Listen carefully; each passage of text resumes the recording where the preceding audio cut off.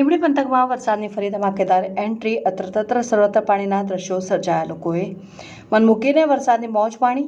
સમગ્ર ગુજરાતમાં વાતાવરણમાં પલટો દેખાયો ત્યારે ઘણા એવા જિલ્લાઓમાં વરસાદ મન મૂકીને વરસ્યો છે. ત્યારે સુરેન્દ્રનગર જિલ્લામાં પણ વાતાવરણમાં અચાનક પલટો આવતા લીંબડી પંથકમાં ફરી મુશળધાર વરસાદ ખાબક્યો હતો, જેને લીધે રસ્તા ઉપર પાણી ફરી વળ્યા હતા અને વાહન ચાલકો અને વિદ્યાર્થીઓને વહેલી સવારે શાળાએ જવામાં મુશ્કેલીનો સામનો કરવો પડ્યો હતો. લીંબડીના આસપાસ વિસ્તારમાં આંકેવાડિયા, બોરાળના, ઊંટડી અને પાદરી સહિત ગામોમાં વરસાદ ખાબક્યો. મુશળધાર વરસાદને કારણે ખતરામાં પાણી ભરાઈ જતા ખેતરોમાં પાણી ભરાઈ જતા ધરતીપુત્રો ચિંતાના વાદળો ઘેરાયા.